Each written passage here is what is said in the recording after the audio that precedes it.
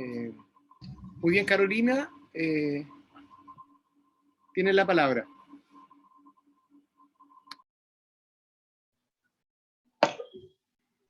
Mari Pulamien, Mari Compuche, estamos muy contentos en esta tarde de estar reunidos, transmitiendo desde la cooperativa Pumemoñén. Son las 7 de la tarde con 5 minutos acá en Chile, 6 de la tarde también con 5 minutos en el Ecuador, y queremos en estos momentos compartir un gran encuentro con grandes invitados para poder compartir un conocimiento, un Kimun en especial, poder reforzarnos en todo este proceso que hemos emprendido de transformaciones profundas dentro de nuestro país y de nuestra historia. Queremos contarles que estamos ya con 3 invitados en esta tarde. La primera de ellas es nuestra invitada, Esperanza Martínez. Ella es bióloga, es fundadora del Centro de Documentación Acción Ecológica en el Ecuador, un espacio muy importante con una trayectoria de 30 años, en la cual han desarrollado una experiencia por la defensa del territorio natural.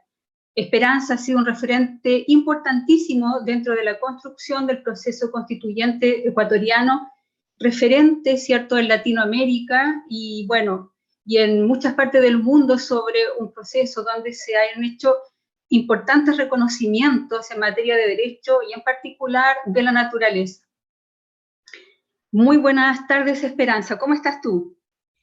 Bien, contenta, feliz de estar con ustedes. Muchas gracias. Nosotros también muy felices de poder encontrarnos en este momento contigo, al igual que estamos ante la presencia de Alberto Acosta. Él es economista también ecuatoriano, importante político de este país, quien fue elegido como asambleísta nacional en el año 2007, y bueno, y al obtener la mayor votación, él llegó a ser elegido como presidente de la Asamblea Nacional Constituyente.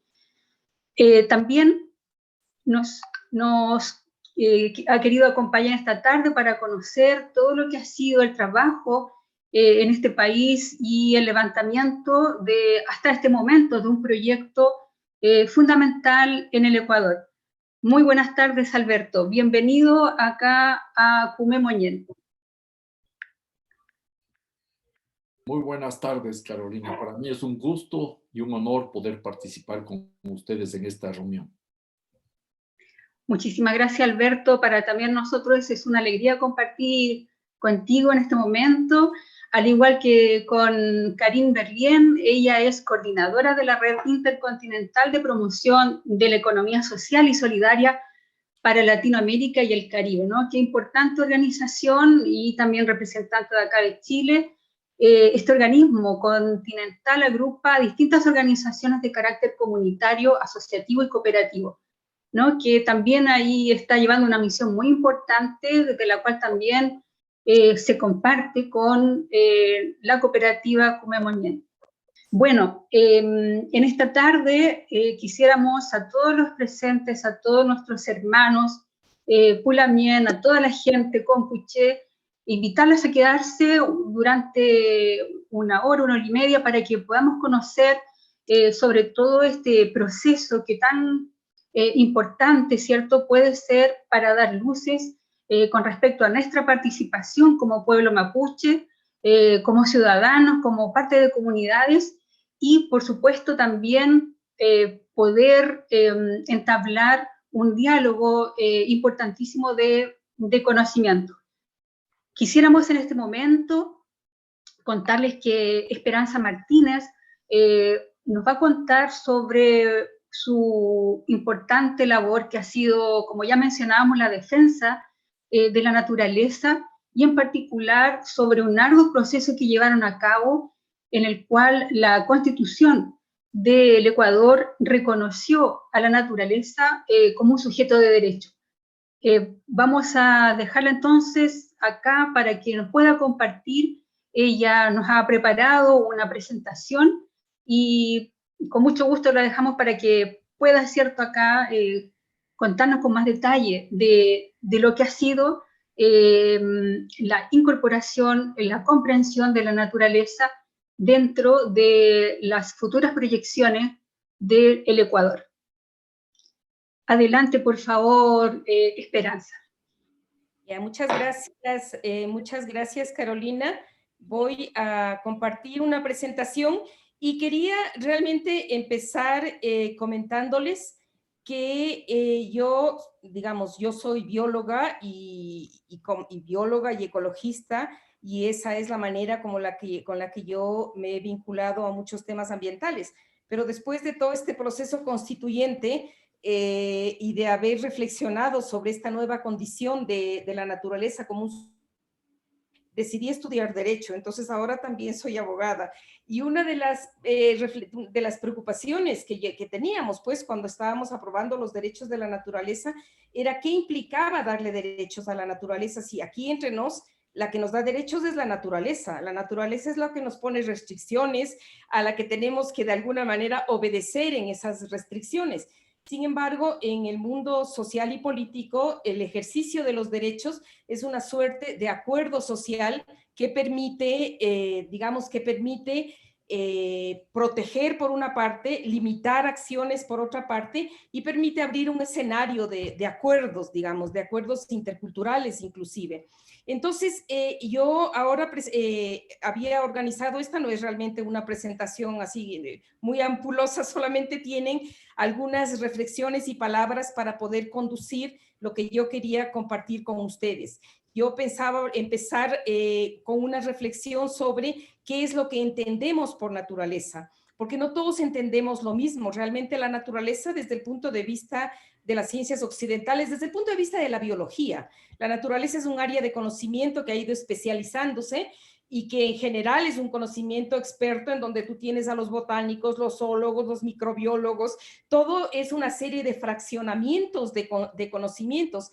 Esta manera de ver la naturaleza es una manera que llegó a nuestros pueblos desde la conquista, esta manera occidental en donde la naturaleza es algo externo, la naturaleza es más un paisaje que, como diría Arturo Escobar, un lugar habitado por los pueblos, un lugar en donde los pueblos viven y tienen sus sentimientos. Cuando los colonizadores llegaron a América, lo que encontraron eran paisajes unas veces hostiles y otras veces cargados de riquezas apropiables y apetecibles.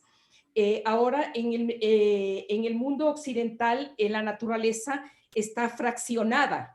Hay el sujeto y el objeto, lo vivo, lo inerte, lo humano y lo no humano. Pero esta no es la visión propia de nuestros pueblos originarios. La visión de nuestros pueblos originarios es mucho más integrada. Y entonces, cuando se aprobaban los derechos de la naturaleza en el Ecuador, se optó por la visión de los pueblos originarios, realmente un híbrido, porque en nuestra Constitución nosotros decimos la naturaleza o Pachamama, donde se reproduce y realiza la vida, tiene derecho a la existencia, a la reproducción de los ciclos vitales, a la estructura de los ecosistemas, a los procesos evolutivos, es decir, es un híbrido en donde logramos colocar elementos tanto de las ciencias y culturas occidentales como elementos de los pueblos indígenas. Esa Pachamama que para el pueblo mapuche tiene su propia identidad.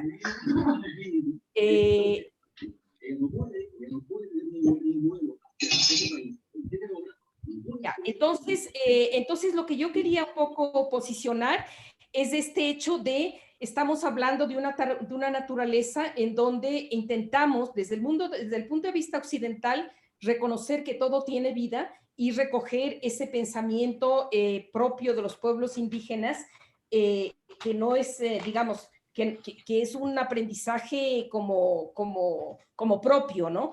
Yo debo decir que uno de los pueblos que a mí más me han impresionado por toda esta filosofía de naturaleza integrada es justamente la del pueblo mapuche. Y yo en las presentaciones que suelo hacer, suelo recoger lo que alguna vez leí, eran los 7 valores de los mapuches y cómo los mapuches reflexionaban que la espiritualidad... De una otra forma, él tuvo acceso a una biblioteca y a libros de la biblioteca Montpellier que había sido más... Pedimos por favor a la gente que silencie sus micrófonos. Es la manera en que tenemos que poder participar en modalidad virtual. Ya es necesario que todos revisemos por favor aquello. Bien, continuamos atentamente escuchando a Esperanza en su disertación. Esperanza, Seguimos, por favor. que actives tu micrófono, Esperanza, por favor.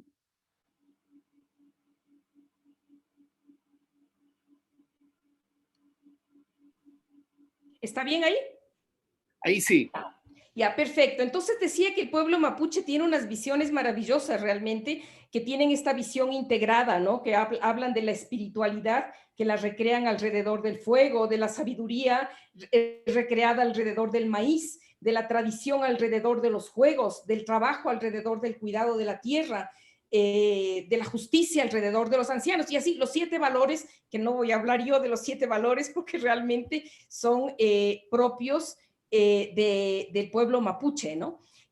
Ahora, esta construcción entonces de los derechos de la naturaleza es sin duda una construcción intercultural en donde estamos poniendo en común estas distintas fuentes, las fuentes que vienen propias del derecho, que es la con la que nos permiten saber para qué sirven tener derechos, las fuentes que vienen de la biología, que es la que nos permiten alimentar con algunos nuevos elementos científicos qué es lo que se puede y qué no se puede hacer para no afectar el ecosistema, y las fuentes que vienen propias del mundo indígena. Ese diálogo intercultural resulta vital, no solo para proteger y para, digamos, resulta vital para Chile, para Ecuador y para todos, y sobre todo para la naturaleza, para esa madre tierra que necesita como ser comprendida. Estas diferentes maneras de entender qué es lo que pasa con la naturaleza pasan también con la idea de esta otra economía que le llaman ustedes en este foro, que en el caso del Ecuador se llama el buen vivir o el summa causai. Este buen vivir o el summa causai básicamente lo que plantea es una relación en armonía con la naturaleza. Es decir, uno no puede hablar del buen vivir si no se relaciona, si no entiende que la naturaleza es un sujeto importantísimo y que es necesario como articularlo, ¿no? Un poco partiendo desde dónde estamos hablando para esta otra economía, intentaba dar esta mirada de qué es lo que del mundo europeo, digamos, de la conquista. No solo trajimos estas visiones distintas, sino que trajimos unos modos de producción y unas actividades económicas que nos marcaron la historia, que marcaron a Chile con su economía tan basada en la minería, con esas actividades extractivas que hasta hace poco básicamente eran extraer recursos forestales, minería o recursos pesqueros, ¿no? Lo que nos plantea entonces esta actividad, este summa causa, y desde el punto de vista del summa causa, yo como ustedes, o el nombre que ustedes le han puesto, es esta prioridad de la naturaleza, el equilibrio y armonía con ella y una cosmovisión esencialmente comunitaria. Ahora, en nuestra Constitución, nosotros, ¿cómo organizamos esto? Nosotros en la Constitución organizamos un capítulo que es el de los derechos del buen vivir, y ustedes van a encontrar como derechos del buen vivir muchos derechos clásicos: el derecho a la salud, el derecho a la alimentación, el derecho a la seguridad social, y algunos derechos nuevos que pudieron entrar en la Constitución, como por ejemplo el derecho al agua. Pero claro, derechos del buen vivir son los derechos del ambiente, de los derechos colectivos, y son el grupo de derechos que tiene como novedad que están muy enfocados en la idea de que la naturaleza también es parte de esos derechos, ¿no? Tenemos en la Constitución también unos principios del buen vivir, que son los que se supone los principios económicos que tienen que realizarse de acuerdo a esta armonía con la naturaleza, y tenemos finalmente un régimen del buen vivir. Mucha gente cree cuando mira la Constitución del Ecuador, que los derechos de la naturaleza están consagrados en el artículo 71 al 74 de la Constitución. Y yo he visto como muchos países, incluido Chile, porque he estado en algunos foros en Chile, que ya se han pegado una revisión de la Constitución ecuatoriana y ya tienen perfectamente ubicados los derechos de la naturaleza. Pero realmente los derechos de la naturaleza en donde están más desarrollados es justamente en ese régimen del buen vivir. Es decir, no solamente los derechos de la naturaleza están en el 71 al 74, en donde se reconoce su existencia, sino están en todas las limitaciones y prioridades establecidas en ese régimen del buen vivir. ¿Qué temas han sido como muy importantes y cuáles son temas que yo consideraría que deberían tomarse como muy en cuenta al momento de intentar avanzar con esta reflexión de construir un vivir bien en donde la naturaleza tiene derechos? Es tratar de identificar cuáles son las diferencias entre naturaleza y ambiente. Para la gente es muy difícil entender que no estamos hablando de lo mismo, y no estamos hablando de lo mismo. El ambiente es una construcción, yo diría que es una de las primeras construcciones neoliberales que hay, que básicamente se trata de ver cómo el entorno tiene que ser funcional a mantener un régimen en donde lo más importante es el capital y donde lo que tenemos que hacer es extraer todo lo que podemos de ese entorno. Y la naturaleza es un concepto que viene a mover el tablero, que de alguna manera aparece desde el punto de vista de los derechos como una respuesta por el fracaso ambiental. Sin embargo, no es fácil establecer las diferencias para quienes tienen una formación tradicional en el derecho, para los operadores de justicia. Inclusive ahora, 12 años después de tener derechos de la naturaleza en el Ecuador, a los jueces les cuesta mucho entender que cuando hablamos de ambiente y naturaleza no hablamos de lo mismo. Y siempre tenemos que insistir un ratito, la naturaleza es sujeto, es persona, la naturaleza tiene otro grupo de derechos, no es el espacio en donde yo puedo, por razones utilitarias, extraer todo lo que necesite, digamos, ¿no? También hay esta contradicción entre desarrollo y suma causa, y también en nuestra Constitución muchas veces se utiliza como sinónimo desarrollo y suma causa. Y muchas veces cuando uno ya avanzó al concepto de buen vivir o suma causa y encuentra que se vuelven a repetir los mismos elementos del desarrollo, tal vez con algún adjetivo, el desarrollo sustentable, el desarrollo a escala humana, y es una noción distinta, porque suma causa y lo que hace es justamente proponer una alternativa al desarrollo, no calificarle al desarrollo, no estamos hablando del desarrollo suma causa, sino de una alternativa al desarrollo.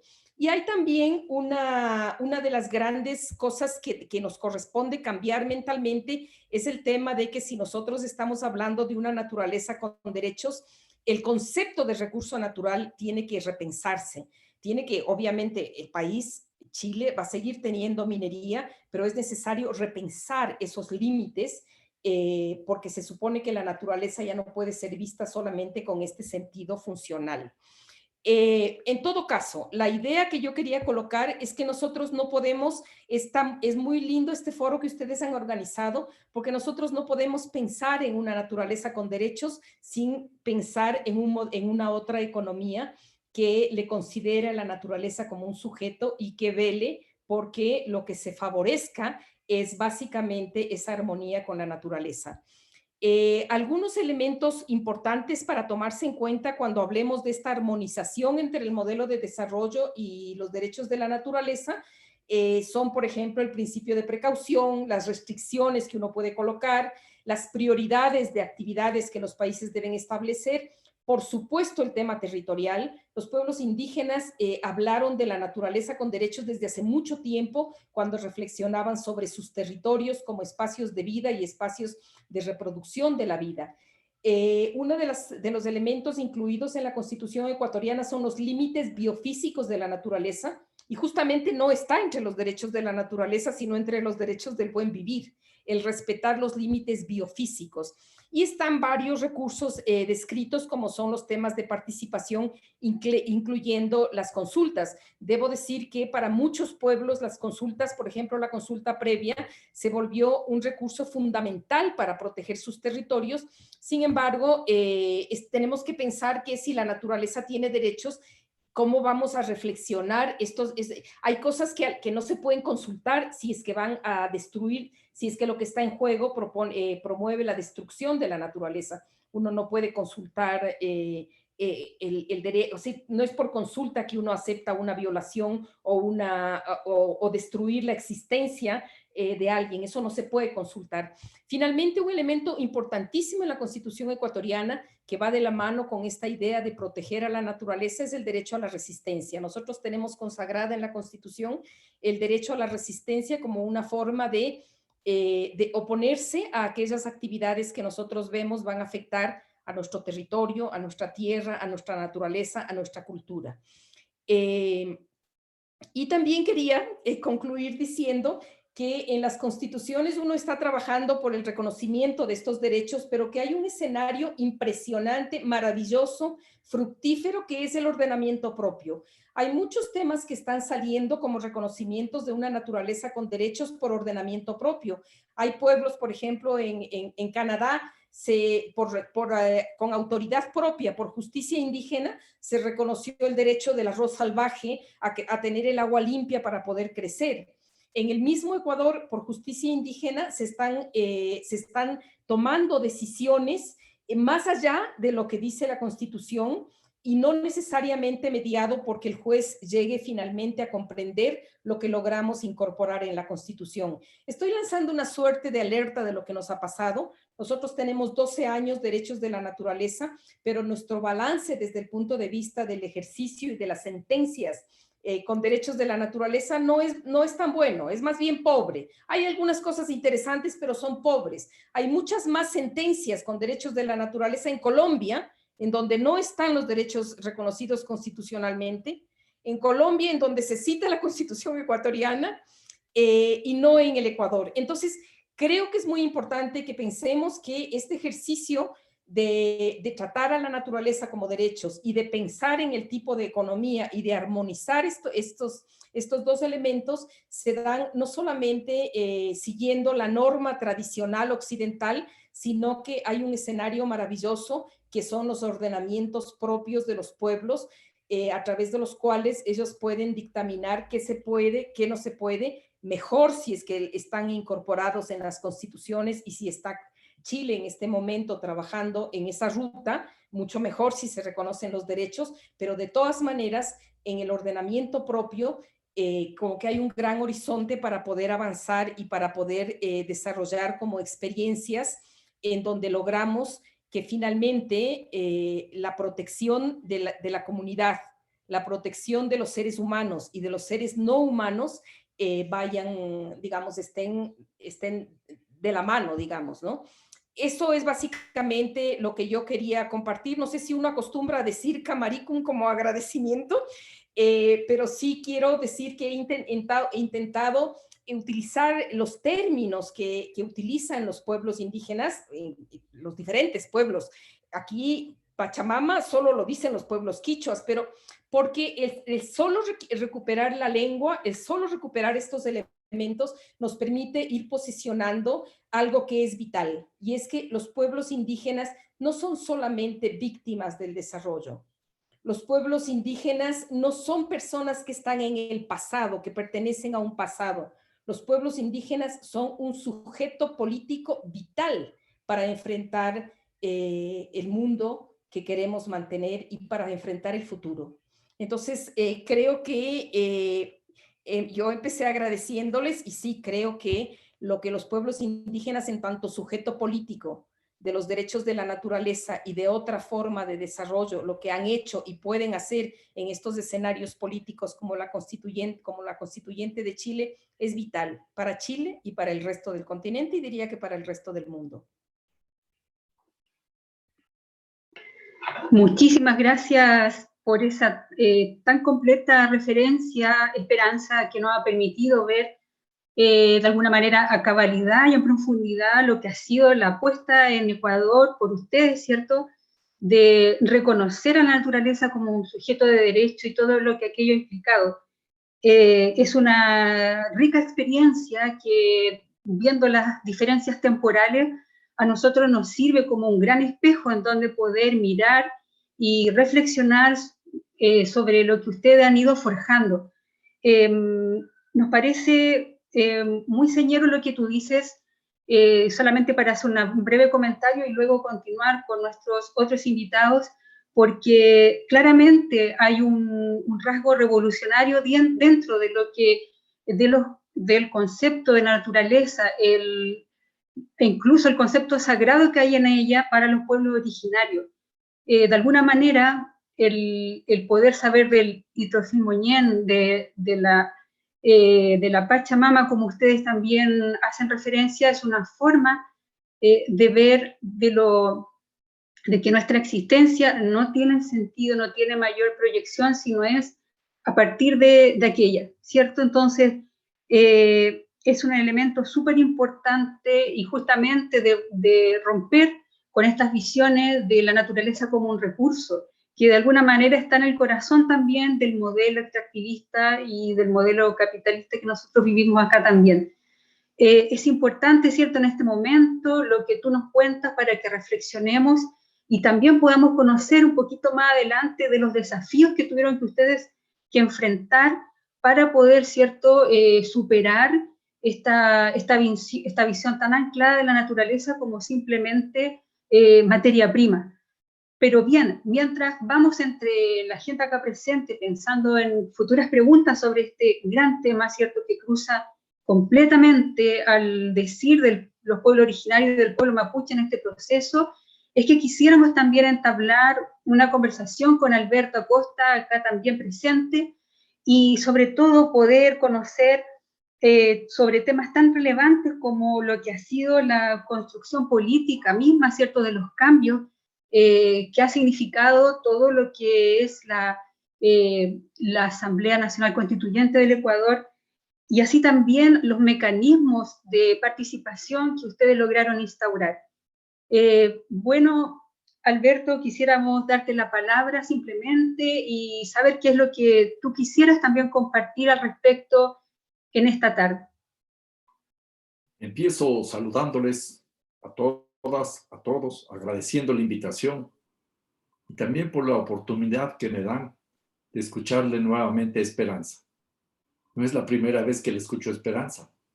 Le escucho con mucha frecuencia, inclusive durante la pandemia.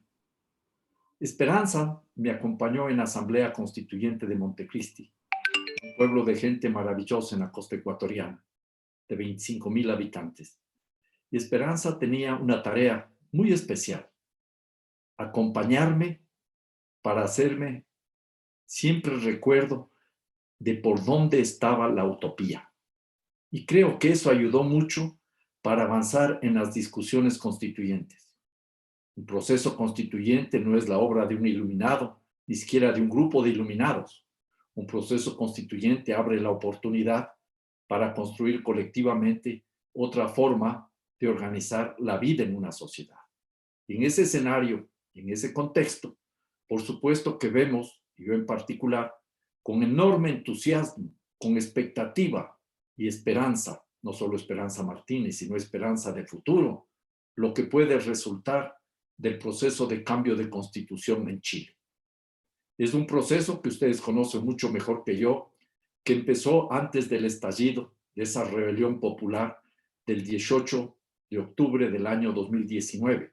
Tienen la lucha de los pingüinos, tienen la lucha de trabajadores y trabajadoras, tienen la lucha de la gente que resiste en los territorios destinados al sacrificio, vía extractivismo, la lucha de las mujeres, que es fundamental no solo en Chile, sino en el mundo entero.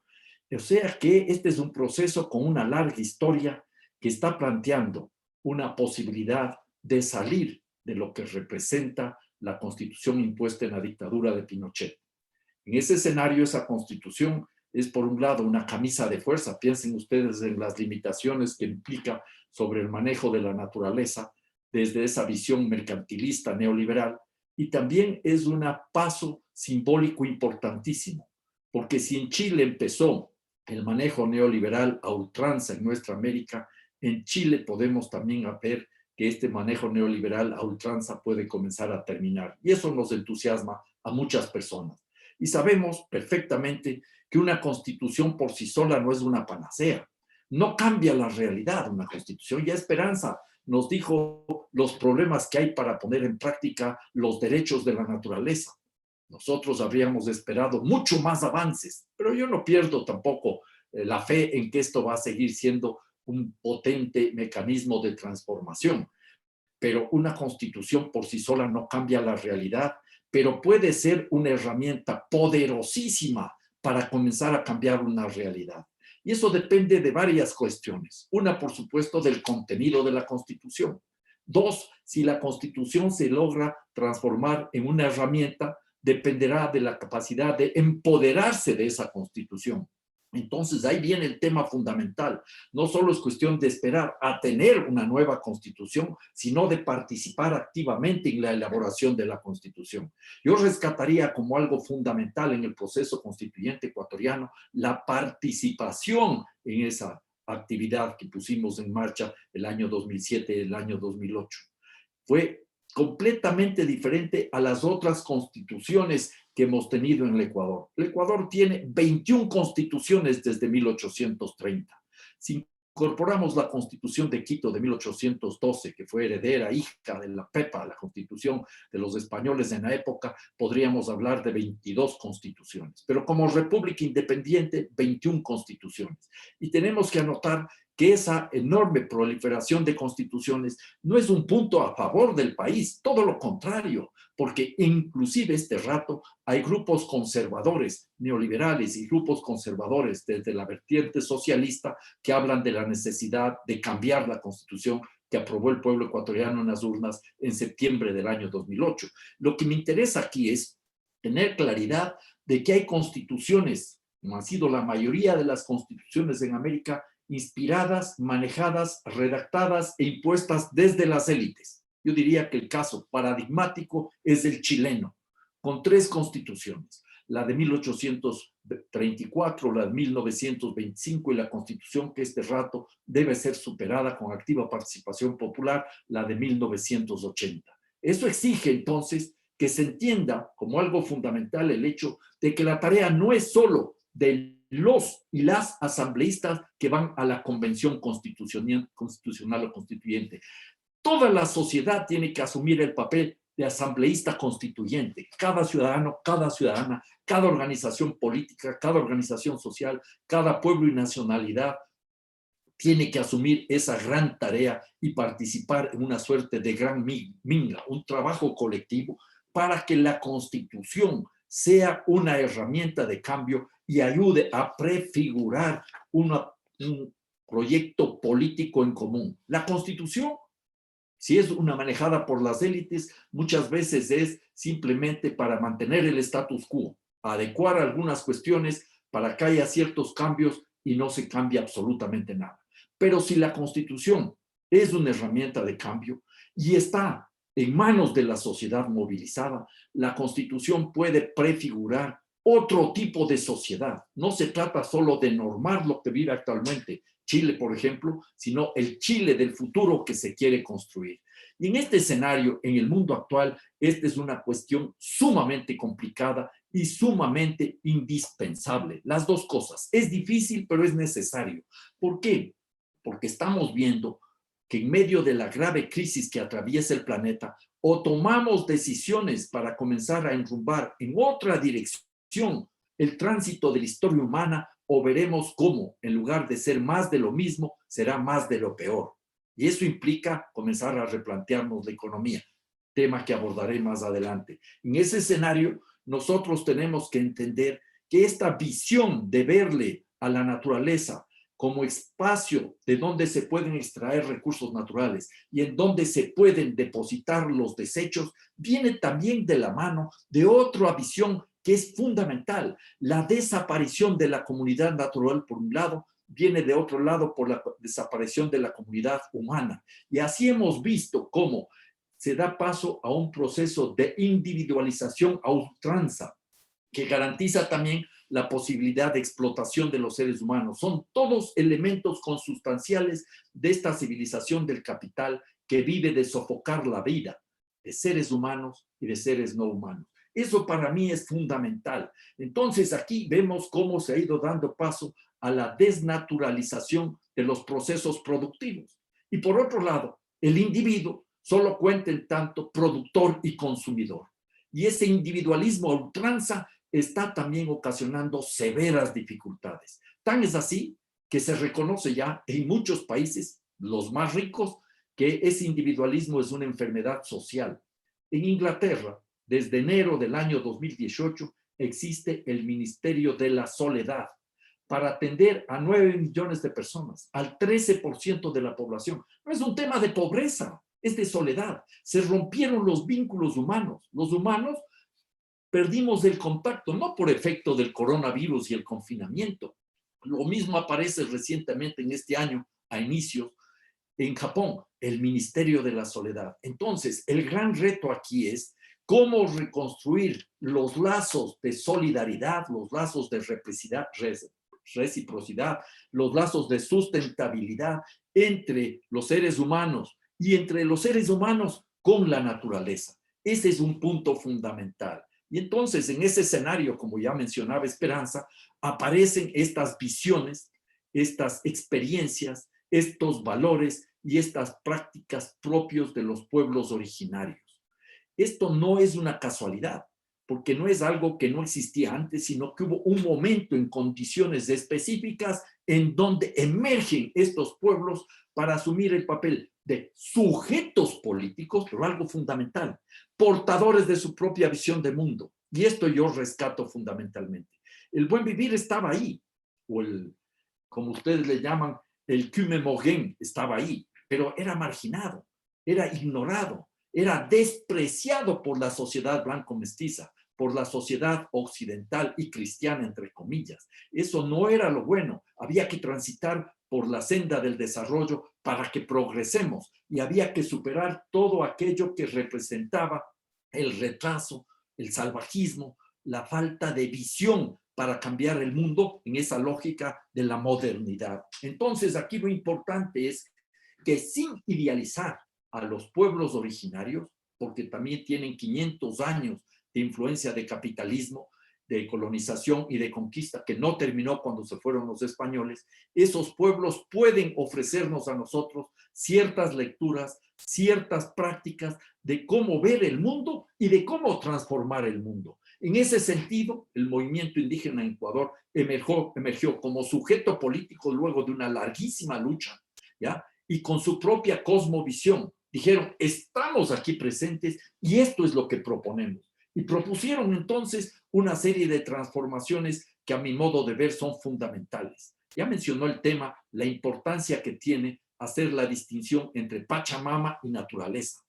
Porque para el pueblo indígena, la Pachamama, la madre tierra, no es una metáfora, es una realidad. La naturaleza es una construcción de nuestras formas de entender la vida y el mundo. Luego, desde los derechos desde los pueblos indígenas, emergieron en lo que mencionó muy bien Esperanza, en un proceso de mestizaje muy interesante, todo lo que representan los derechos de la naturaleza. Ya lo dijo en realidad Esperanza, quien nos da derechos es la naturaleza, y eso tenemos que entender. Nosotros somos naturaleza. La naturaleza pone restricciones, yo diría más, la naturaleza no se equivoca.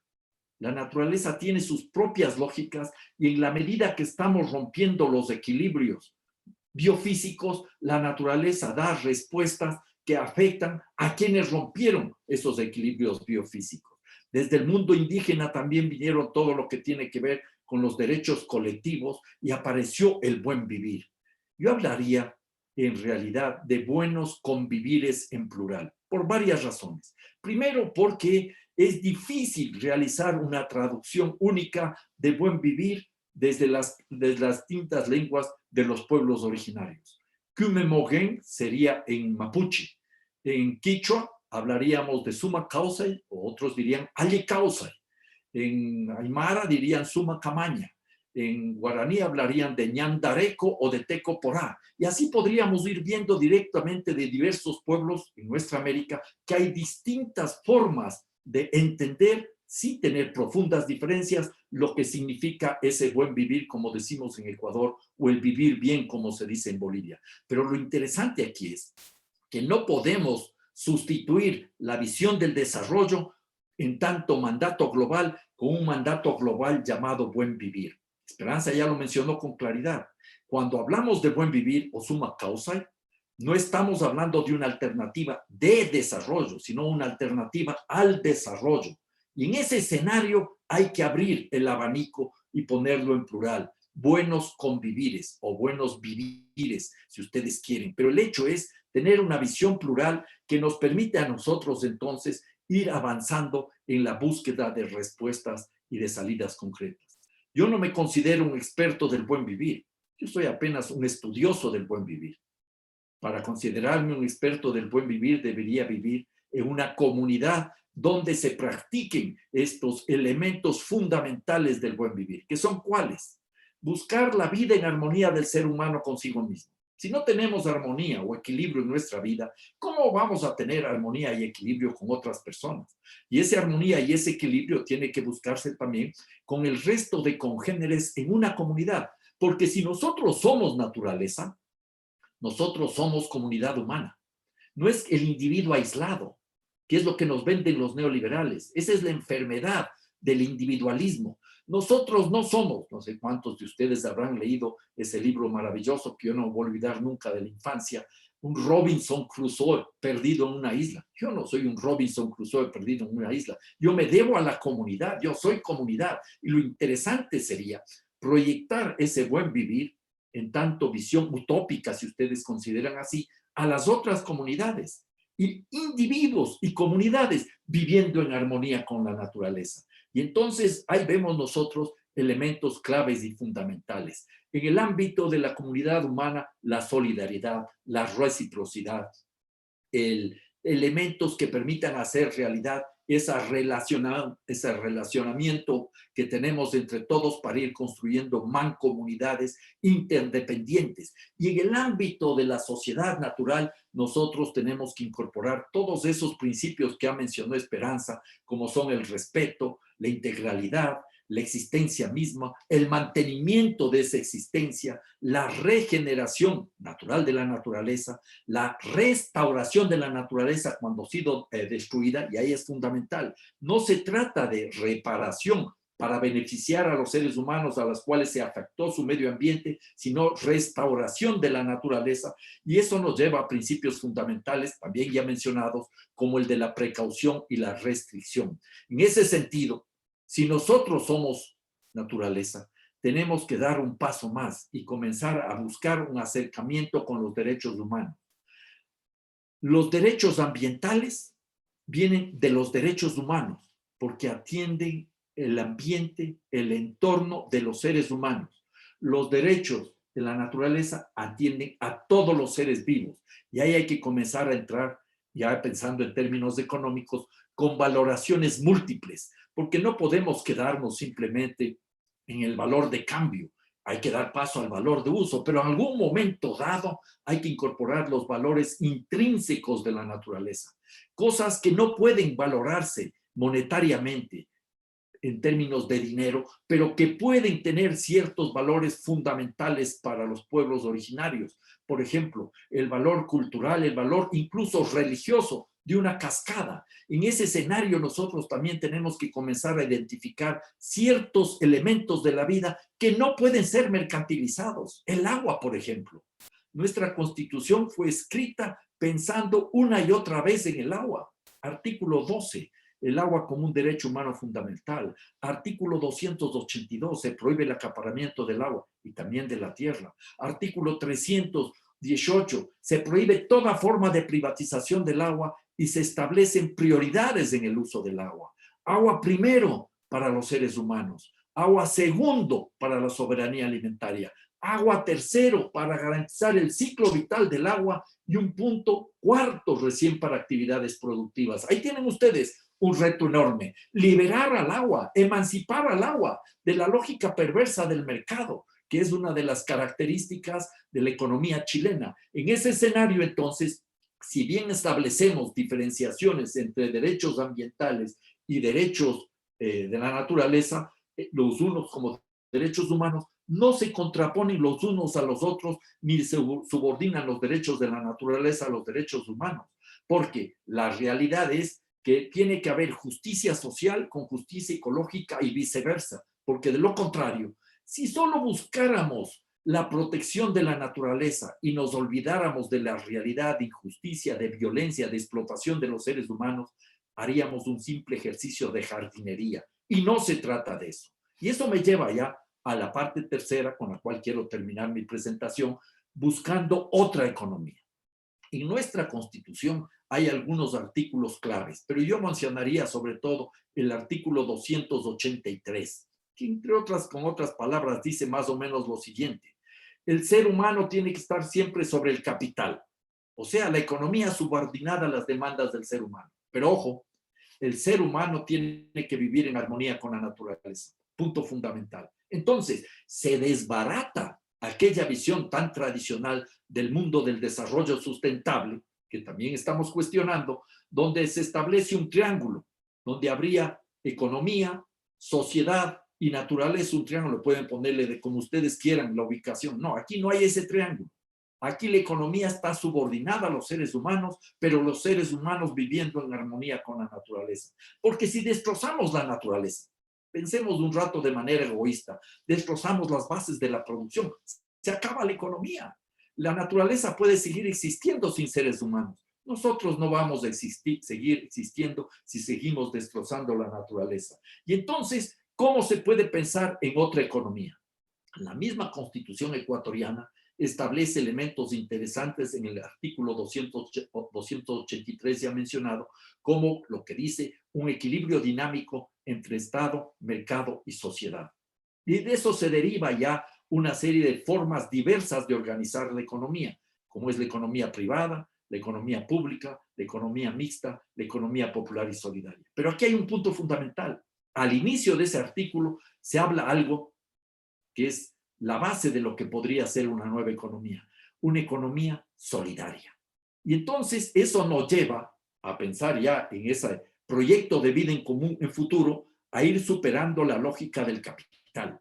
Porque el capitalismo y sus empresas lo que menos tienen es de solidarias. Y ahí entonces tenemos que comenzar a incorporar elementos claves y fundamentales como el que tiene que ver la reciprocidad como base fundamental de la economía.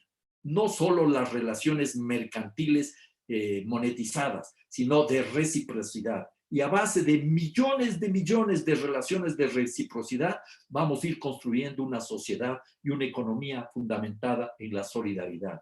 Tenemos que incorporar valores múltiples para poder hacer evaluaciones de posibles proyectos. No se trata solo de hacer, por ejemplo, los cálculos, como son muy normales, de cuánto se ingresa exportando minerales, si no estamos considerando los tremendos impactos que ocasiona una gran mina, que es como una amputación a la madre tierra. Ustedes tienen unas minas gigantescas, son verdaderas amputaciones a la madre tierra, y en Ecuador nos quieren imponer la megaminería desde el gobierno anterior y el gobierno actual, afectando e irrespetando los derechos de la madre tierra. Luego, en ese escenario de derechos de la naturaleza, una nueva economía tiene que estar en línea, tiene que respetar los ciclos vitales de la naturaleza. Y en ahí podríamos nosotros ya llegar a una visión mucho más amplia. Un punto fundamental, recuperando aquello de los límites biofísicos, es entender que no puede haber un crecimiento económico permanente en un mundo con límites biofísicos. Como decía un economista inglés, Kenneth Boulding, asesor de presidentes norteamericanos, esa creencia es propia de economistas o de locos. El problema grave es que muchos economistas están locos y se olvidan de que somos seres que estamos vinculados a la naturaleza y que nos debemos al resto de la comunidad humana. Luego habría que dar paso en clave de derechos de la naturaleza. Si vamos a emancipar a la naturaleza como emancipamos a los esclavos, hace ya algunos años atrás, tenemos que ir desmercantilizando la naturaleza. Hay que comenzar en otra lógica económica. Hay que dar paso a procesos de desconcentración y descentralización de los aparatos productivos y también de las ciudades, que son en esencia no sustentables. Tenemos que ir desmaterializando la producción e ir pensando en que son fundamentales principios básicos como los que nos da el mundo del feminismo, la economía feminista. Porque el buen vivir no agota todo. No es una receta, no es un modelo, son posibilidades para entender el cambio. No estamos hablando de teoría, estamos más hablando de vivencias. Esa es la esencia fundamental del buen vivir y hay que sintonizarlo con otras opciones que existen, por ejemplo, en África. El Ubuntu. Yo soy porque tú eres porque yo soy. Los dos somos. o la visión del Swaraj en la India, esa sociedad agrícola fundamentada en una democracia radical, el Kyosei en Japón y en muchísimas otras partes del planeta. Entonces aquí habría que incorporar los cuidados, los principios de los cuidados de la vida con todas las enseñanzas que vienen del mundo de los movimientos feministas. Y por otro lado, es indispensable el principio del reparto, porque no se trata de buena vida para pocos, dolce vita para pocos, sacrificando la vida de la naturaleza y del resto de los seres humanos. Hay que dar paso entonces a una redistribución de la riqueza y fundamentalmente a una redistribución del poder. Son algunos de los elementos con los cuales podríamos discutir y podríamos soñar en un Chile diferente que sirva de base para una construcción de nuestra América, desde nuestras raíces, insertándonos con lo mejor del mundo entero para que todos los seres humanos y seres vivos en nuestra región puedan vivir con dignidad. Muchas gracias. Muchísimas gracias, Alberto, por su intervención, sus apreciables palabras. Y sí, qué importante, ¿cierto?, esta reflexión de lo que es el reparto en términos políticos, económicos, el de pensar, ¿cierto?, con perspicacia lo que son estos llamados límites biofísicos, ¿cierto?, cómo estos pueden limitarnos y al mismo tiempo también reflexionar en la extensión que puede tener el conservadurismo y cómo este también, de alguna manera, se ha visto chocando con toda esta emergencia con la que han participado los pueblos originarios del Ecuador y las comunidades, la ciudadanía, buscando otra, ¿cierto?, rescatar la visión más propia de lo que es la naturaleza y su relación con la vida humana. Bien, quisiera también hacer parte de esta gran conversación que estamos llevando a cabo aquí con algunos de los comentarios de las personas que están siguiendo y bueno, quisiera contarles que desde territorio del sur, de allá de Valdivia, nos llegan comentarios hacia Esperanza. María Cecilia dice, muchas gracias por la exposición de Esperanza en Valdivia, Chile, después del estallido social de octubre del 2019 se organizaron cabildos ciudadanos donde uno de ellos se unió en torno al interés de poder instalar en la nueva constitución con la exigencia de establecer al agua y a la naturaleza como sujetos de derecho. Gracias por los contenidos entregados. Bueno, ella también dice, en Chile tenemos la vergonzosa realidad de que el agua es un bien de mercado, por tanto ha sido mercantilizada totalmente. También Irene Jara comenta, muchas gracias Esperanza, es emocionante escuchar su claridad y aporta a estos procesos de liberación. María Cecilia también dice, gracias por la reflexión de Alberto, nos deja tremenda tarea. Jorge Huichalaf también por su parte dice, extraordinaria claridad de ambas exposiciones, por favor, qué tremendo Nehuen. Y bien, también Danae dice, muchas gracias, muy interesante. José Frías, excelente el enfoque de Esperanza y Alberto, gracias. Y bien, sabemos, ¿cierto?, que acá también nuestros invitados, nuestros hermanos ecuatorianos han tenido que enfrentar duros ciertos procesos de neoliberalización, sabemos, ¿cierto?, de lo que usted nos contaba de la gran minería y también de toda la lucha que ha llevado a cabo también Esperanza por la protección del Yasuní. Acá en Chile también tenemos procesos tremendamente difíciles, muchas zonas de sacrificio, proyectos mineros, no mayor control desde el Estado sobre aquellos y otros de otra índole. Y también al respecto quisiéramos poder escuchar a nuestra tercera invitada, a Karine Verlien, que ella ya está, ha participado todo este momento de nosotros. Y bueno, recordarles que Karine, acá presente, es coordinadora de la Red Intercontinental de Promoción en la Economía Social y Solidaria para América Latina y el Caribe, RIPES-LAC. Muy buenas noches ya, Karina, un gusto tenerte acá también con nosotros. Quisiéramos saber, conocer tus comentarios de todo lo que acá hemos podido conocer, ¿cierto? Tan amablemente a partir de la experiencia ecuatoriana por la voz de Esperanza y de Alberto. Te dejamos a ti la palabra, Karina. Muchas gracias, Carolina, y quiero partir además agradeciendo esta invitación a los compañeros y compañeras de la Red de Economías Territoriales y bueno, por esta emocionante presentación que nos ha dado también Esperanza y Alberto, más porque sabemos también que están hablando, ¿cierto?, desde esa experiencia, ¿no?, de la experiencia de haber vivido este proceso de cambio constitucional que nosotras estamos recién pudiendo visualizar una materialización, porque si bien como decían, este es un proceso que ya lleva mucho tiempo, sin embargo, ha tenido todas las resistencias y sigue teniéndolas. Sabemos que estamos a puertas de unas elecciones que va a ser muy complejo que tengamos efectivamente una participación amplia de los sectores independientes. Sabemos que por los mecanismos que se articuló este proceso de elección, probablemente van a ser las élites las que van a nuevamente tener el papel de llevar adelante esta carta, lo cual puede generar problemas de legitimidad.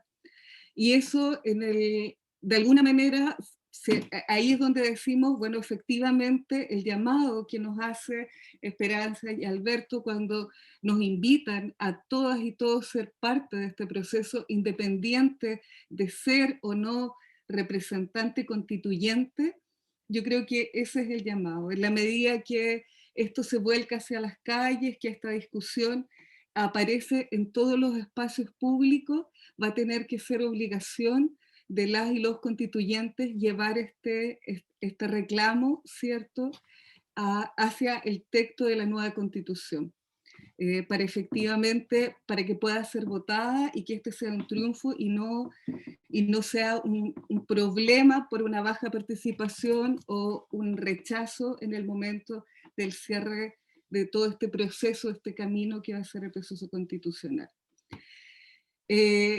Quiero volver a tomar eso de la idea de lo interesante que es entender el relato que nos hace Alberto y Esperanza, porque, como les digo, es un relato que pasa por los cuerpos de él y de ella, y primero destacar que, como también ellos señalaban, en este proceso de armar estas constituciones, estas cartas de navegación que duran largo tiempo, tenemos que reconocernos en la heterogeneidad de personas que somos, las diversidades de origen que traemos, las diversas culturas que vienen en nosotros, todas las experiencias, y toda esa diversidad es parte de la riqueza que debe aparecer de alguna manera plasmada y garantizada en esta Constitución. En ese sentido, yo diría que el primer territorio que la Constitución también debería garantizar son los propios cuerpos, ¿no? Los cuerpos de las personas, y en ese sentido ser un llamado a la protección, ¿cierto?, de los derechos humanos y un fuerte llamado contra todas las formas de discriminación, ¿sí? Entonces, como para ir vinculando y añadiendo, cuando pensamos en la idea de territorio, los territorios son amplios y las personas nos vamos también constituyendo en esta relación, ¿cierto?, con el otro, con la otra, y también con el entorno, con la naturaleza, con las condiciones materiales que nos está tocando vivir, con las situaciones tecnológicas que nos toca enfrentar. Todo eso es parte de este convivir, ¿cierto?, de este relacionarnos los unos con las otras.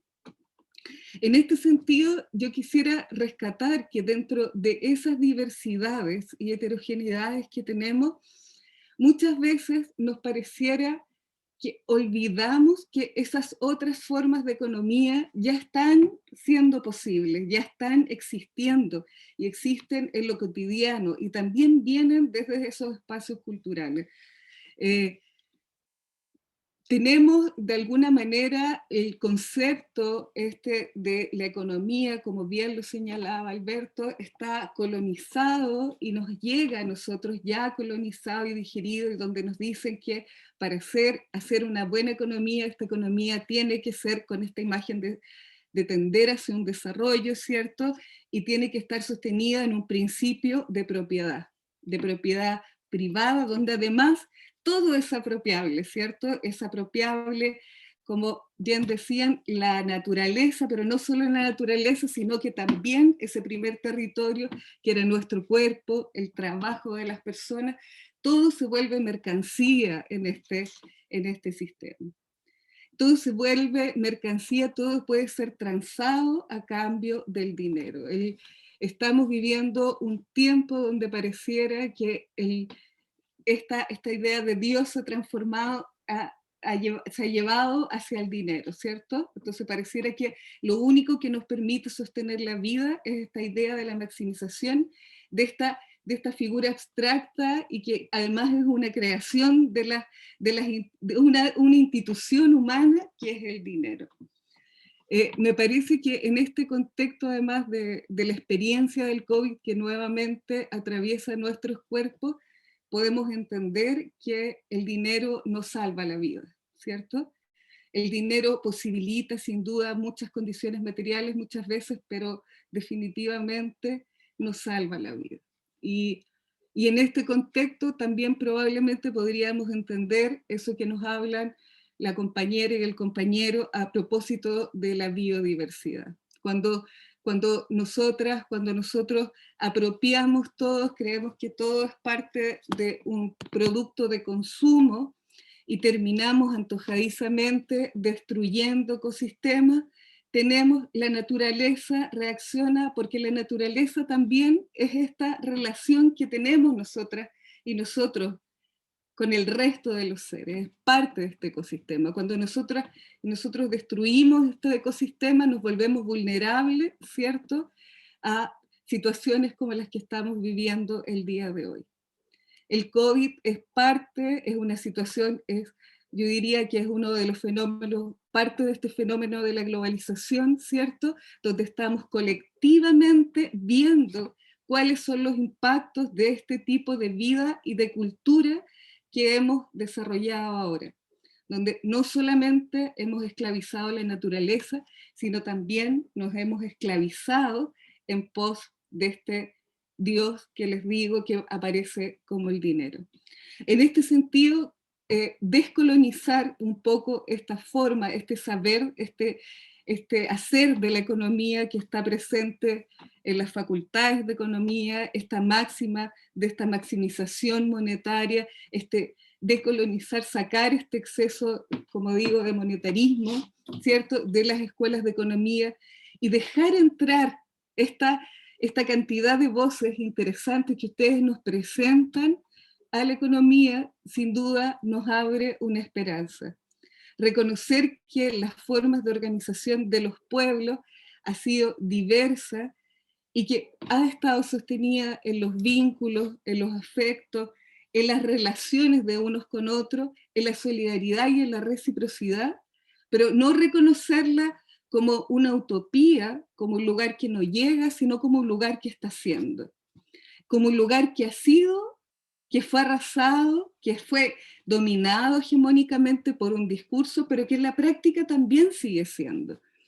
Entonces, me parece que cuando hacemos hoy día esta conversación y llegan estas voces, el Kyuñe-Moñén, el Sawak-Kunsai, llegan estas otras formas de pensar la economía, lo que nos está hablando también es de esas otras formas que están en nuestras, que corren por nuestras venas, que corren por nuestras experiencias, que las tenemos en el saber de nuestros abuelos, en el saber de nuestros abuelos. Yo cuando converso estas cosas a veces con mis estudiantes, yo les digo, a nosotros lo que nos enseñan en las facultades de economía es la parte de arriba del iceberg, ¿no? Es como nos dicen, mire, esto es lo que se está midiendo, este es el Producto Interno Bruto, eso es lo apropiable. Pero eso no sostiene la vida, lo que sostiene la vida es todo lo otro que no alcanzamos a ver. Y todo eso también es parte del hacer economía. Es la otra economía que está en nuestro cotidiano y está invisibilizada, ¿ya? Sin embargo, cuando tenemos constituciones como la Constitución del 80, que lo que resguarda es la propiedad privada, la apropiación, y vuelve todo mercancía y todo apropiable, lo que hacemos no solamente es invisibilizar, ¿cierto?, esta otra parte que tenemos, que ya es muy fuerte, sino que además nos negamos las posibilidades de tener ese desarrollo armónico y consciente con nuestras historias que siempre hemos tenido. Entonces es como que estamos viviendo una vida que no es nuestra propia vida. No estamos reconociendo nuestras prácticas. No estamos reconociendo, por ejemplo, los cuidados, las necesidades de cuidado que históricamente hemos tenido y que nuestras familias han entregado. Es como que estuviéramos de alguna manera bloqueando una parte significativa y poniendo más trabas y generando más desigualdades, ¿ya? Los sistemas monetarios, y como decían también, si nosotros pensamos que el desarrollo, que la maximización, que el desarrollo monetario es lo que debería estar al centro, ¿cierto? Que es como lo que guarda la Constitución del 80, cuando guarda, ¿cierto?, ese derecho a la propiedad privada. Si pensamos que efectivamente eso es lo que debería estar al centro, estamos promoviendo un tipo de estructura de crecimiento que no es consistente, ¿cierto?, con el crecimiento de nada más en la naturaleza, ¿ya? Nada crece como crece el dinero, ¿cierto?, el capital, los sistemas financieros. Y este crecimiento está asociado a un problema distributivo. Entonces, en la medida que la Constitución siga protegiendo, ¿cierto?, este derecho de propiedad privada, estamos fortaleciendo esta lógica de la acumulación y esta lógica de la discriminación, que finalmente, vuelvo a señalar, termina también pasando por nuestros propios cuerpos. Entonces, me parece que a partir de lo aprendido hoy día con los compañeros, este cuidar la naturaleza, este resguardar la naturaleza, también quiere decir resguardarnos a nosotros. O sea, no puede ser con esta figura dicotómica donde la naturaleza es algo que está allá y nosotros algo que estamos acá como si fuéramos separados nosotros de la naturaleza, ¿tá? Somos parte de la naturaleza y yo creo que esa debe ser la primera defensa, la defensa a todos los territorios, el primer territorio, el territorio de nuestros cuerpos, segundo territorio, los vínculos que realizamos y luego los vínculos con todos los seres que nos rodean. Entonces, para mí, les agradezco de nuevo este espacio. Tengo muchas preguntas para las compañeras y compañeros que organizan esta actividad. Entender el Cuñimo-Ñan es un desafío y es parte del ejercicio de visibilización que tenemos que hacer, justamente para quitar este manto de colonización que tenemos en nuestra Constitución. Requerimos una Constitución que nos reconozca a todas y todos, así que quedo absolutamente disponible para colaborar, digamos, con estas reflexiones y también para amplificarla a través de las redes, particularmente de la Red Intercontinental de Economía Social y Solidaria para América Latina y el Caribe, que hoy día me toca estar a cargo de coordinar, de ser una representante, ¿no? Somos representantes, pero de verdad somos todos parte. Y lo último, para señalar chiquitito, que cuando hablamos de economía solidaria, justamente ese es el sentido de la solidaridad que defendemos. No es la solidaridad como la caridad, como se reconoce desde la cultura cristiana, sino la solidaridad como la adhesión a la defensa de los derechos humanos y los derechos de la vida, ¿tá? Yo creo que ahí hay que rescatar que ese concepto nace justamente de las mujeres que estaban luchando para defender la vida y para sostener la vida en tiempos de la dictadura acá en Chile. Entonces, para nosotros esa solidaridad es la que nos convoca. ¿Ya? Muchas gracias. Muchísimas gracias, Karin, por tus palabras, tu reflexión a profundidad de la economía, tu llamado también a ver y a conocer las experiencias importantes y existentes de otra manera, ¿cierto?, de aquellas. Y bueno, quisiéramos también, en este momento ya nos van quedando algunos minutitos, ya alrededor de unos 15, 20 minutitos de tiempo para que podamos desarrollar preguntas. Queremos invitar a toda la gente que está aquí en estos momentos presente, siguiendo la transmisión de esta noche ya, ¿cierto?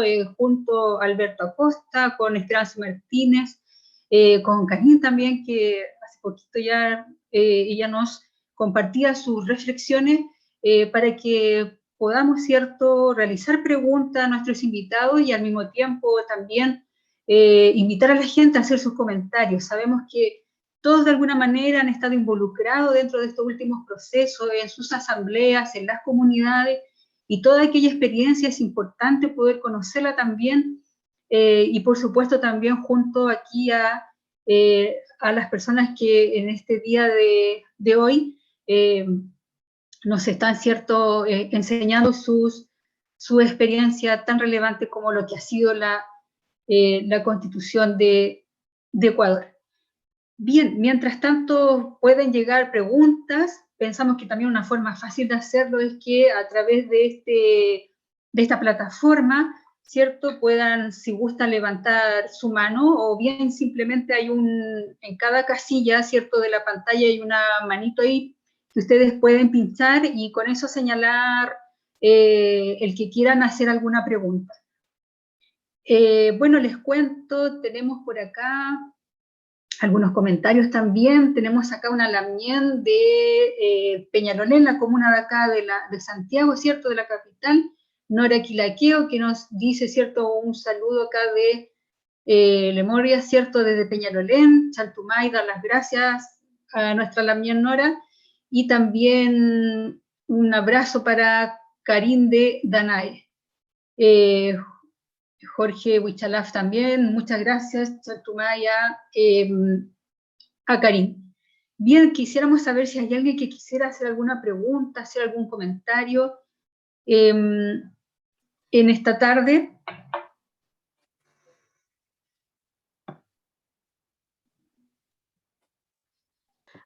Mari, con Pulamien. Sí, Mari, Inche Gloria Marivil, Coñumepam. Alcancé a escuchar parte de la exposición de Karin, porque bueno, llegué tarde del trabajo, ¿no? Entonces no alcancé a escuchar todo y espero poder después acceder al video, ¿no? Porque creo que va a quedar un video, ¿no? Maylamien, hay un video que está siendo grabado, así que se va a poder ver completo. ¿Cómo hacer la comida? Ya. En Voy a hacer una pregunta. Ya.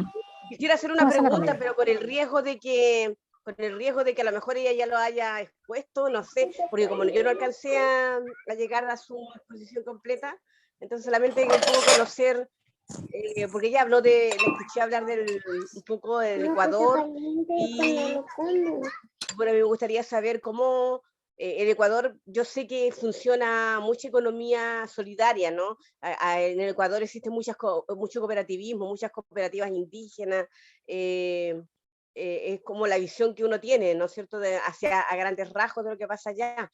En este último tiempo en que hemos estado asolados el mundo con este tema de la pandemia, ¿qué papel ha jugado, ¿no es cierto?, esa suerte de, no sé si llamarlo así, pero una suerte de ¿no es cierto?, de estructuras de cooperativa que existe allá, ha tenido un papel importante en el Ecuador, porque en Chile el cooperativismo, las cooperativas existen, bueno, Cooperativa Comemoñén es un ejemplo, pero no son tan comunes, me da la impresión, como en Ecuador. Eso quería plantear como pregunta. Gracias. Muy bien, es la pregunta abierta que ha hecho la Namien Gloria, ¿cierto? Y quizás, no sé quién quisiera comenzar, Alberto.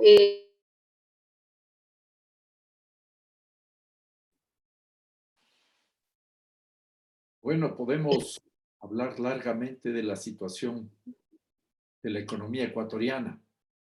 Yo empezaría notando que, como señalé en mi intervención, hay un espacio especial para la economía popular y solidaria, y se menciona a las cooperativas. Esto es algo nuevo en la larga y compleja vida constitucional del Ecuador, porque antes solo había economía privada y economía pública, pare de contar, o economía estatal.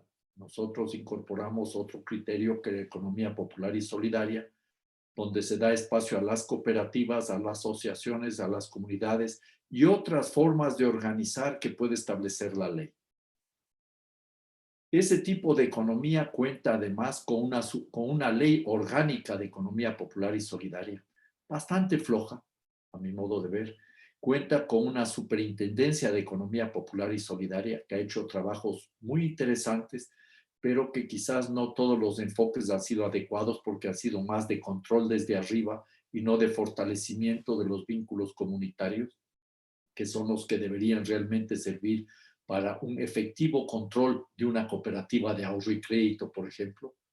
Tenemos también un instituto que favorece la economía popular y solidaria, que fomenta, pero en la práctica perdió la visión al haber hecho todo un ejercicio más de socios que de miembros de otra lógica comunitaria, de reciprocidad. Y en ese escenario no se ha avanzado mucho. Luego hubo unos intentos al inicio del anterior gobierno, con el que empezamos a construir esta constitución y estas expectativas de cambio, todo quedó en el aire. Hubo unos intentos de utilizar las compras públicas para favorecer a la economía popular y solidaria. Esta es una herramienta muy poderosa que han usado muchos países en el mundo, ¿ya? Los países considerados como desarrollados, entre comillas, entre otras cosas, consiguieron sus niveles de crecimiento productivo gracias a la utilización de las compras públicas, beneficiando a sus propias empresas. Esto comenzó, pero se fue quedando en el camino. Y a la postre se fue reduciendo la participación de la economía popular y solidaria en el suministro de bienes y servicios al Estado. Y la economía popular y solidaria tiene una serie de limitaciones. Uno, por efecto de la pandemia. Dos, por el efecto de una mal llamada ley de defensa de la dolarización recién aprobada, que va a poner una serie de trabas a las cooperativas, a las cuales se les quiere controlar como que fueran bancos. Y todo el mundo de las cooperativas es muy diverso y complejo. Hay cooperativas que son muy, muy grandes, muy poderosas, que pueden competir con algunos bancos, pero hay muchas cooperativas pequeñas, las cajas de ahorro, las cajas comunales de ahorro, cajas de ahorro y crédito, que no van a poder mantener los niveles y los estándares que les van imponiendo. De todas maneras, hay que rescatar el proceso que se ha ido fortaleciendo en los años anteriores y particularmente en medio de la pandemia. Cuando la economía se vio bloqueada por un shock de oferta y por un shock de demanda, que hemos vivido y estamos todavía atravesando los problemas del confinamiento, hemos visto que sobre todo en las comunidades indígenas se han recuperado sus valores ancestrales, sus prácticas comunitarias en términos de suministro de alimentos, del cuidado de la salud, los cuidados en general, ¿ya? Esa visión que viene de la economía feminista y de la economía comunitaria, lo que nosotros, por ejemplo, llamamos la minga, ese trabajo comunitario sin dinero de por medio para conseguir un objetivo común, un beneficio para todos. Lo que se conoce el ranti-ranti, en español también le llaman el prestamanos. Hoy hago algo por ti, tú harás algo por mí mañana, sin dinero de por medio, sin obligaciones, y eso va generando otros vínculos. Ha habido una recuperación de ese tipo de actividades y también es interesante ver cómo los vínculos entre el campo y la ciudad en medio de la pandemia se fortalecieron a nivel de los pequeños y de las pequeños productores y pequeñas productoras de alimentos con los barrios. Y estos son algunos de los elementos interesantes que han sido el resultado de la pandemia. Y la pregunta que yo me hago es, ¿Cuánto de esas actividades económicas representan simplemente esfuerzos para sobrevivir? Lo cual no está mal, no voy a criticar, ¿ya? Y no tienen en esencia una base, una propuesta que pueda significar una transformación civilizatoria.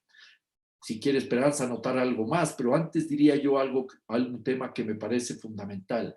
Ya señaló aquí Karin que muchas de estas economías están presentes en el mundo. No requieren ni siquiera los marcos legales. La gente se organiza para sobrevivir y desde esa posibilidad de resistencia y de reexistencia pueden construir otras opciones. Me van a decir que voy a utilizar para hacer algo de mercadeo, de marketing. Sí, les invito a que busquen, por ejemplo, este libro, ¿ya? Que es el Pluriverso, el diccionario del postdesarrollo, que editamos con una compañera australiana, un compañero colombiano, uno de Italia y un compañero, fuimos 5 los editores, ¿ya? Este libro, uno de la India, que recoge no solo críticas al desarrollo, críticas a las falsas soluciones, sino como 80 alternativas concretas de cómo se puede organizar la vida. Esto se llama Pluriverso, un diccionario del postdesarrollo. Está publicado en Icaria, hay una publicación en Perú, en Bolivia, en Colombia, está por salir en Brasil, en Italia. Lamentablemente no tenemos edición todavía para Chile. En ese escenario quizás podríamos abrir la puerta, pero la idea es la siguiente. Si figurativamente hablando, hacemos silencio y ponemos atención, no a lo que nos dicen los grandes medios de comunicación, los grandes grupos de poder, las facultades de economía, sino a lo que la gente común, corriente, en sus comunidades hace y propone y vive, vamos a escuchar a esas alternativas y a respirar. El pluriverso es una realidad. Un mundo donde quepan muchos mundos, como dicen los zapatistas, pero garantizando la vida digna de seres humanos y seres no humanos.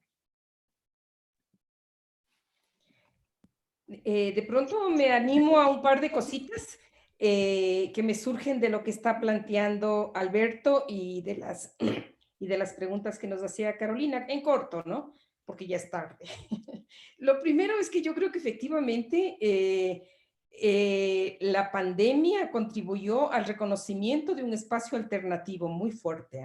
Yo personalmente llevo más de un año sin haber pisado o ido a un supermercado.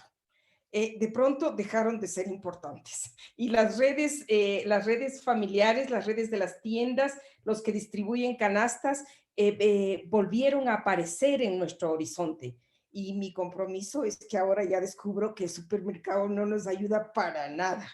Pero entonces creo que esto sí ha permitido colocar este gran escenario, ¿no? Que creo que es muy importante. Pero lo que yo quería plantear en el contexto de Chile actual, del Chile de la discusión de la constituyente, es que he intentado ser enfática en la importancia de la visibilidad de los sujetos políticos para antes, durante y después del proceso constituyente, porque solamente en esa medida vamos a ser capaces realmente de incidir, y creo que tenemos que ponerle mucho cuidado y tal vez acoger estos llamados y esta insistencia que decía Alberto, de lo más importante del proceso constituyente fue la construcción, fue el hacer, fue la participación. Después, con lo que quede, vamos a seguir trabajando. Que no va a ser el derecho perfecto, no importa, vamos a seguir trabajando, pero lo importante es el sujeto político. Ahora, en una constitución y cuando uno redacta los derechos, digamos, hay dos tipos de cosas que uno pone. Las cosas que se deben hacer y las cosas que no se deben hacer. Así es como funciona el mundo del derecho. En el mundo del derecho hay obligaciones de hacer y obligaciones de no hacer. Y sí creo que entre las obligaciones de hacer se pueden incorporar muchos temas, como es el apoyar lo local, la baja escala, el derecho a circular de las semillas tradicionales, la prelación del agua, es decir, dar un criterio de cómo se va a usar el agua, los temas de tierra y los temas agrarios que han sido demandas históricas de todos los pueblos en todo el continente. Es decir, hay muchas cosas que permiten apoyar lo local. Y hay cosas que hay que frenar, como son las privatizaciones, porque la privatización viene de privar, o sea, toda privatización es mala, nos quita algo. Y sí creo que en Chile esa tal vez será una de las peleas más fuertes, porque no solamente hay que no privatizar, sino que hay que desprivatizar. Entonces por ahí como que hay un gran horizonte, ¿no? Y en esos horizontes todo proceso de control, por ejemplo, de tierras, de agua, de semillas, toda limitación que si son los controles fitosanitarios, si persiguen como objetivo censurar lo local y lo campesino, hay que intentar bloquearlo. O sea, creo que ahí el camino está un poco en ir mirando qué es lo que se puede y qué es lo que se debe lograr. Pero creo, y con eso termino, que lo más importante es ser un poco atrevidos en colocar los temas. Es decir, creo que hay que dar rienda suelta a la imaginación y ver con atrevimiento qué son las cosas que se logren. Dice Sor Juana Inés de la Cruz, dice, pobre de aquel que hasta en sus sueños sea mezquino. Porque creo que tenemos que atrevernos a soñar, y yo cuando les leía estos principios mapuches, estos valores mapuches, que yo no he leído cosa más bella que eso, yo creo que deberíamos hacer una campaña para que ese sea el prólogo de la Constitución chilena. Esta idea de recuperar la espiritualidad alrededor del fuego, la sabiduría alrededor del maíz, la tradición alrededor del juego, la justicia alrededor de los ancianos. Eso sería una verdadera transformación, y creo que deberíamos embarcarnos en lograr que eso sea ese prólogo. Y debo decir que los prólogos de las constituciones, uno cree que no son importantes, pero es lo más importante, es lo que de alguna manera le da ese carácter y esa personalidad a una constitución. Y creo que el pueblo chileno, al tener al pueblo mapuche, digo, seguro que hay muchos otros pueblos originarios que tienen cosas bellísimas que no las conozco, pero creo que atrevernos a proponer un prólogo pensado desde dentro, pensado desde abajo, pensado desde nuestras fibras interiores, desde nuestra historia, un prólogo descolonizador, sería fantástico, sería genial. Si me permites, Carolina, un comentario muy pequeñito complementando lo que dice Esperanza.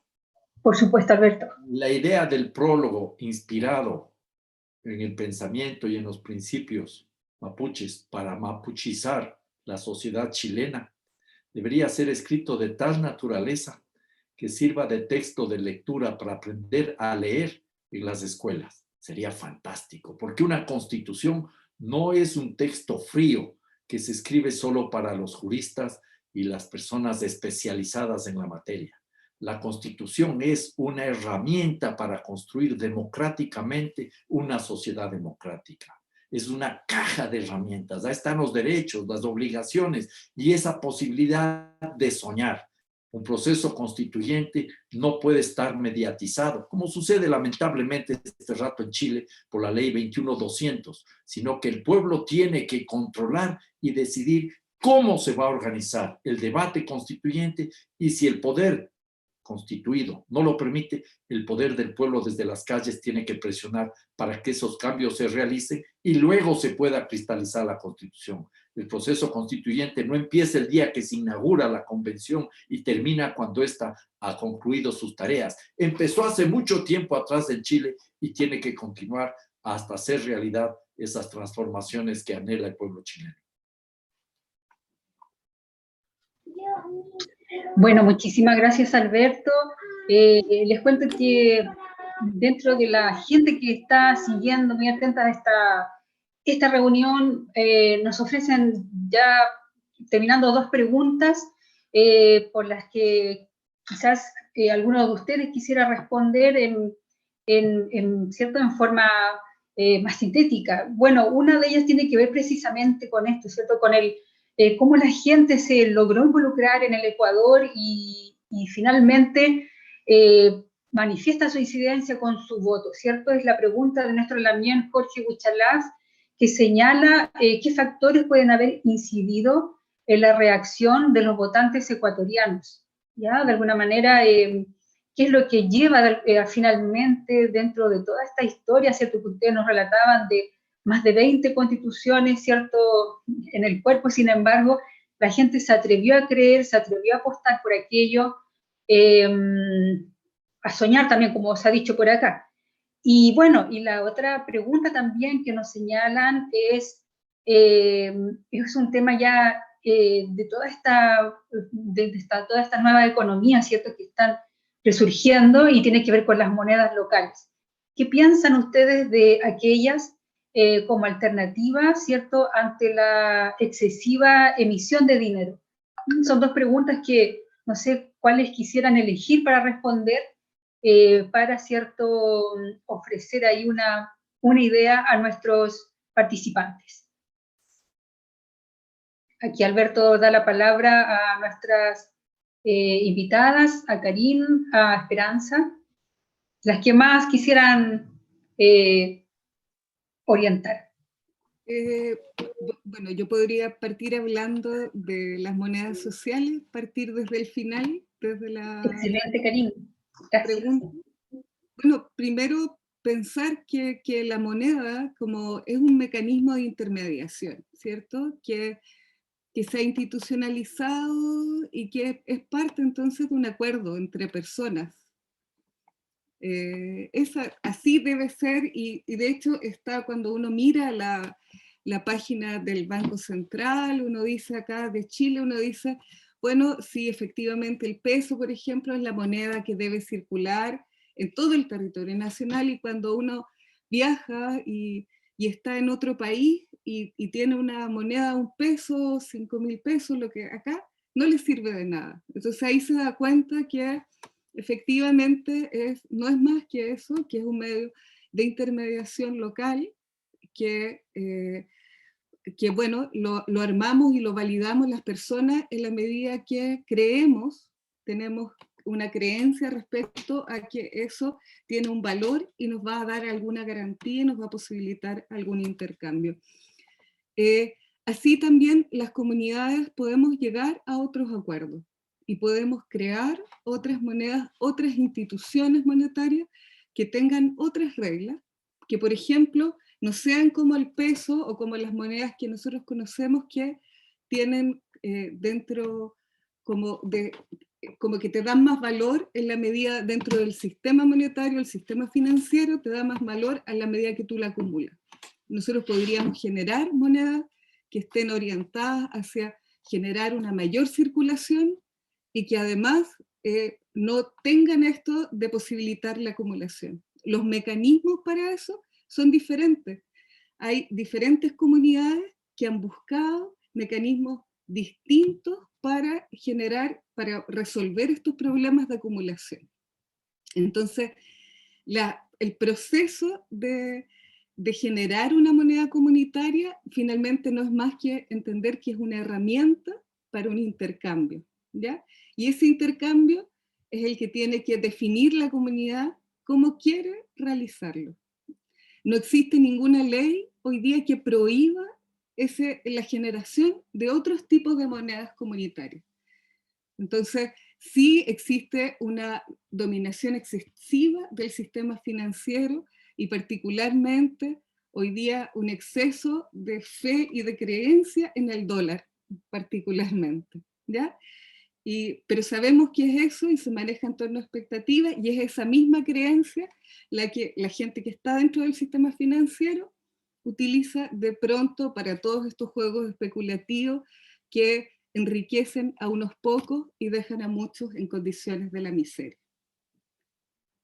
Así que ahí toda la energía, la fuerza, la creatividad para las comunidades para buscar formas de organizarse y crear nuevos mecanismos de intercambio. Muchas gracias, Karin, por tu respuesta para pensar más ampliamente, ¿cierto?, el tema de las monedas y las herramientas de intercambio. Bien, esta pregunta sí que es para ustedes, Esperanza, para usted, Alberto, tiene que ver con precisamente alguien, decía ahí, ¿cierto?, Lamien Jorge Huichalá, sobre los votantes, ¿cierto?, en el Ecuador. ¿Qué es lo que ustedes observan, ¿cierto?, a partir de la pregunta que llevó de alguna manera quizás a un compromiso?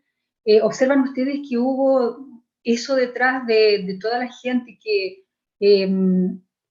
precisó ir, ¿cierto? Y participar dentro también de este proceso en donde ir y sufragar en algún momento fue necesario, fue un paso, fue una herramienta política también. ¿Qué creen ustedes que inspiró, llevó a la gente a culminar, ¿cierto? Y participar de esa manera en el proceso del Ecuador y su constitución? Alberto, te toca a ti. Quiero oír tu opinión al respecto. Yo tengo la mía propia, que la voy a decir. Ya, muy bien. Bueno, para decirlo en corto, Ecuador había vivido unos tiempos, muchos años muy duros de neoliberalismo, digamos, de lo que se conocía como estas campañas muy fuertes de privatizar todo y de concentrar la política. Y de pronto hubo una tendencia que no se situaba en esas líneas y que empezaba a buscar unos cambios. Y creo que se vivió con muchísima expectativa. Entre esa expectativa, la constituyente, que había sido una antigua agenda de los movimientos sociales, una antigua agenda de la izquierda, una antigua agenda de los movimientos indígenas, de pronto se hacía realidad y estaba en esa constituyente, digamos, las personas que entraron eran, entre ellos Alberto, tal vez Alberto el que más, una persona muy reconocida y que venía de los movimientos sociales. Entonces había como mucha esperanza y la gente sí se volcó a poder participar e intervenir en esto que iba a ser como una especie de refundación del país. Fue muy a inicios del gobierno de Rafael Correa, del gobierno de esta época progresista que se llama, y entonces aún había como mucha frescura, y entonces llegaron todas las ideas posibles, no todas con respaldo del Ejecutivo. La Asamblea Constituyente fue un proceso muy difícil. A Alberto le tocó dar muchas peleas dentro. Uno cree que la Constituyente fue construida con el aval del Ejecutivo. No, fue muy dura, fue muy difícil, pero se logró porque había mucha participación, un movimiento indígena fuerte, un movimiento social fuerte, un movimiento ecologista también muy fuerte.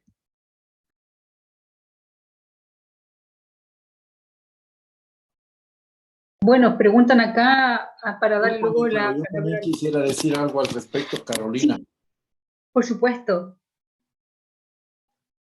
¿Es posible que su micrófono esté apagado, Alberto? Si usted pudiera activarlo, por favor. Sí. Ahí sí, ahí lo escuchamos excelente. Y, estos bueno, aparatos extranjeros son así difíciles. Sí, le cuento que alguien nos pregunta acá, para comenzar, por favor, su respuesta, ¿cuáles fueron los porcentajes de participación? Quizás al inicio, en promedio, ¿cómo evalúa usted también esa parte? Bien, empecemos por anotar que Ecuador vivió una gravísima crisis económica, política y social en el tornasiglo, desde fines de los años 90, por resultado de, 1, las políticas neoliberales, 2, problemas ambientales muy graves, 3, la crisis financiera internacional que nos golpeó duro por el lado del financiamiento, la deuda externa, y 4, también diría yo, por el desgobierno y la corrupción. Había entonces una enorme inestabilidad en el país. No recuerdo este rato si llegamos a tener 8 o 10 gobiernos en muy pocos años. Había un malestar, un reclamo, un deseo de participar muy fuerte en medio de esa crisis. Jugaba también un papel muy importante el movimiento indígena. Yo diría que el movimiento indígena fue uno de los factores democratizadores de la sociedad y que fue un actor, no es que sirvió, fue un actor que contribuyó a frenar los avances del neoliberalismo en el Ecuador y a fortalecer la democracia. Y también, como mencionaba Esperanza, los movimientos ecologistas, los movimientos de mujeres, los movimientos campesinos, el Frente Unitario de Trabajadores. Y esto en medio de una sociedad que tiene una suerte de fetiche incorporado en su vida política. Se cree que los problemas grandes se solucionan con una nueva constitución, 21 constituciones. Y entonces se abrió la posibilidad de una asamblea constituyente cuando se planteó la candidatura del entonces presidente de la República, y su compromiso fue No era posible en base a la constitución anterior, a la del 98, pero el compromiso fue convocar a un referéndum para que se convoque posteriormente, si el pueblo apoyaba ese referéndum, a la realización de la Asamblea Constituyente, de plenos poderes, prácticamente sin limitaciones. Hubo muchos conflictos, ya mencionó Esperanza con el Ejecutivo, pero salimos adelante y naturalmente había en ese contexto mucha expectativa, mucha ilusión, muchos sueños y la gente quería cambios y quería participar. Y entonces lo que hicimos fue abrir el proceso constituyente. Normalmente los procesos constituyentes, les mencioné, son controlados por las élites. La anterior Asamblea Constituyente del año 97-98 se realizó en Academia de Guerra del Ejército en un pueblo cerca de Quito, lo cual ya nos daba la idea de una Asamblea Constituyente acuartelada. Esta fue una Asamblea Constituyente ciudadanizada. Abrimos el debate, ¿ya? Yo decía, y sigo diciendo, la mitad en serio, la mitad en broma, de que yo la mitad del día era recepcionista y la otra mitad asambleísta, porque me pasaba recibiendo gentes en ese pueblo pequeñito de Montecristi. En ese pueblo debemos haber recibido cerca de 300,000 personas, gente que venía a título individual de organizaciones políticas, empresariales, gremiales, de banqueros, de sindicatos, la juventud, los trabajadores, la gente que elaboró de puño y letra muchos de los artículos como los que tienen que ver con el agua. La participación fue fundamental y llevamos el debate constituyente a todas las provincias y a gran parte de los cantones del país. Y eso también nos permitió avanzar, democratizando la sociedad, estableciendo el epicentro de la discusión en Montecristi, y desde ahí impulsamos. Claro, en ese trajinar también cometimos errores y nos demoramos mucho y tuvimos que atropellar, y hubo que atropellar el final de la Asamblea Constituyente. Pero claro, había además la posibilidad no solo de participar, sino de aprobar la Constitución en un referéndum que se realizó el día 28 de septiembre. A modo de un dato interesante, nosotros hacíamos algunas encuestas para saber cuál era la percepción de la gente. Y sabíamos, por ejemplo, de acuerdo a esas encuestas, que la Constitución anterior, la de 1998, la Constitución de las élites como las otras, quizás alguna otra fue menos complicado el asunto, esa Constitución había sido leída o se conocía por un 10% de la población.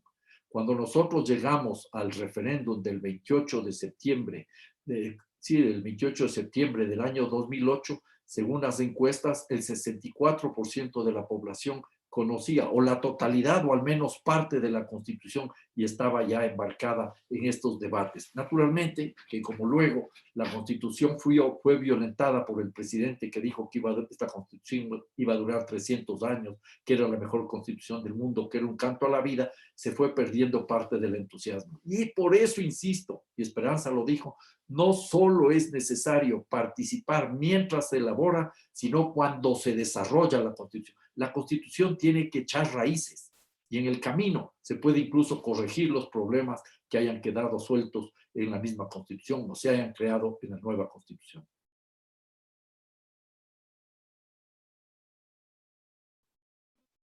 Bien, muchísimas gracias también Alberto por sus últimas palabras, su última referencia también.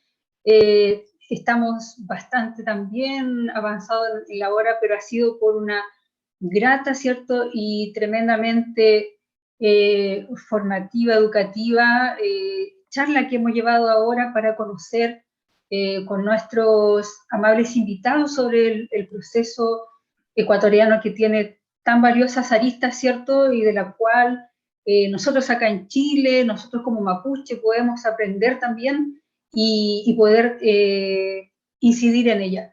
Solamente reiterarles de manera general los muchos saludos que se dan para ustedes, el agradecimiento por la respuesta, también por todo lo interesante que ha sido esta reunión, y también, bueno, la gente da a conocer también su gratitud por haber sido invitado esta noche, ¿cierto? En que hemos transmitido en vivo una gran conversación con nuestros invitados, con Esperanza Martínez, bióloga y abogada ecuatoriana, ¿cierto? Que ha sido una destacada, ¿cierto? Defensora de la naturaleza en el Ecuador y también esencial partícipe dentro del proceso constituyente de este país, con Alberto Acosta también, economista, político ecuatoriano, quien fue también quien presidió la Asamblea Nacional Constituyente, y también con nuestra amiga Karin Berlien, ella como coordinadora acá presente, ¿cierto?, de la Red Intercontinental de Promoción de la Economía Social y Solidaria para Latinoamérica y el Caribe, RIPESLAC. Bueno, no queda más que decirle nuestro gran agradecimiento, también su respeto y conocimiento de los principios mapuche, que esperamos que en algún otro momento también podamos compartir acá junto a los lamien presentes, que tienen mucho que decir sobre su trabajo como candidato, o su experiencia también de vida a través de sus comunidades, de sus padres, sus abuelos, de todas sus Futaquecheyen, ¿cierto?, de sus antiguos. Así que les agradecemos el estar presente en esta noche, esperamos que volvamos a encontrarnos también, y siempre presentes en nosotros sus palabras de hoy día, que han sido un gran aprendizaje, ¿cierto?, y grandes y hermosas guías y señales para lo que nosotros ya estamos aquí emprendiendo en Chile, y que próximamente también estaremos enfrentando una votación en el próximo mes de mayo. Le queremos agradecer, despedirnos con mucho gusto de ti, Esperanza, de Alberto también, y de Karin Berlien. Muchas gracias a todos. Gracias, hasta mañana, buen fin de semana. Buen día del trabajo. De ver que estamos en plena semana. Muchísimas gracias, Esperanza. Muy buenas noches, Alberto. Muy buenas noches para ti, Karin, también. Les agradecemos y nos despedimos también, ¿cierto? Un mai